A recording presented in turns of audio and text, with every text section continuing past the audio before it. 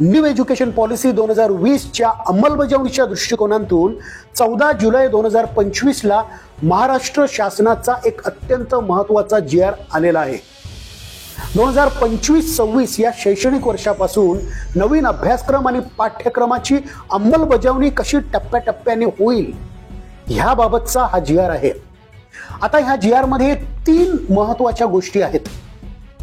त्या 3 महत्त्वाच्या गोष्टी सांगण्या अगोदर आपल्याला माहित आहेच की या न्यू एज्युकेशन पॉलिसी 2020 मध्ये क्रांतिकारी बदल करण्यात आलेले आहेत।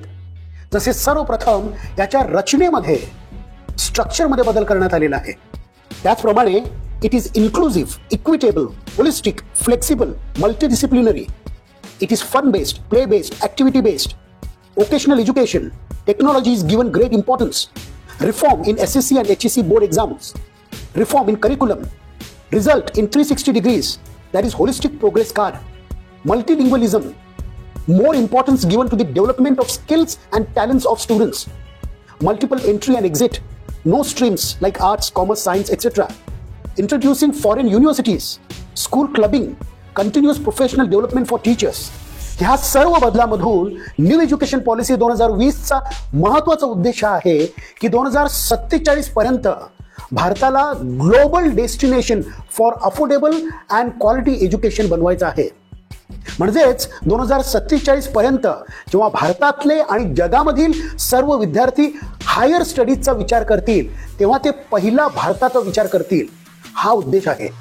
आता या GR मधली पहिली महत्त्वाची गोष्ट म्हणजे रचनेमधील बदल। आतापर्यंत 10+2 ही रचना होती, ज्याला आपण प्राथमिक स्तर, माध्यमिक स्तर आणि उच्च माध्यमिक स्तर असे शब्द वापरायचो। पण ह्यानंतर मात्र पायाभूत स्तर, पूर्व तयारी स्तर, पूर्व माध्यमिक स्तर आणि माध्यमिक स्तर असे शब्द वापरले जातील।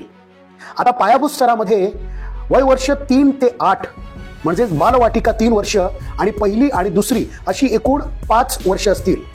पूर्व तयारी स्तरामध्ये वय वर्ष 8 ते 11, तिसरी, चौथी आणि 5वी अशी 3 वर्ष असतील। पूर्व माध्यमिक स्तरामध्ये वय वर्ष 11 ते 14, इयत्ता 6वी, 7वी व 8वी अशी 3 वर्ष असतील। आणि माध्यमिक स्तरामध्ये वय वर्ष 14 ते 18, इयत्ता 9वी ते 12वी अशी 4 वर्ष असतील। म्हणजेच 5 + 3 + 3 + 4 अशी ही नवीन रचना आहे। या GR मधली दुसरी महत्त्वाची गोष्ट म्हणजे नवीन अभ्यासक्रमाची अंमलबजावणी टप्प्याटप्प्याने पुढील प्रमाणे होणार आहे। सर्वप्रथम 2025-26 या चालू शैक्षणिक वर्षामध्ये इयत्ता पहिलीचा अभ्यासक्रम बदलण्यात आलेला आहे। 2026-27 मध्ये इयत्ता दुसरी, तिसरी, चौथी आणि 6वी चा अभ्यासक्रम बदलण्यात येईल। 2027-28 मध्ये 5वी, 7वी, 9वी आणि 11वीचा अभ्यासक्रम बदलण्यात येईल। आणि 2028-29 मध्ये इयत्ता 8वी, 10वी आणि 12वीचा अभ्यासक्रम बदलण्यात येईल। आणि या GR मधील तिसरी महत्त्वाची गोष्ट म्हणजे मूल्यमापन, अध्यापन पद्धती, शालेय वेळापत्रक व तासिकांचे नियोजन, शिक्षकांचे प्रशिक्षण, अभ्यासक्रम व पाठ्यक्रम निर्मिती, विषय योजना या सर्व बाबतीत राज्य शैक्षणिक संशोधन व प्रशिक्षण परिषद महाराष्ट्र पुणे यांनी सविस्तर सूचना निर्गमित करण्यासाठी त्यांना आदेश देण्यात आलेले आहेत। हे नवीन आदेश लवकरच GRच्या स्वरूपामध्ये आपल्यापर्यंत पोहोचतील। चला मग हे नवीन क्रांतिकारी बदल स्वीकारण्यासाठी सज्ज होऊया।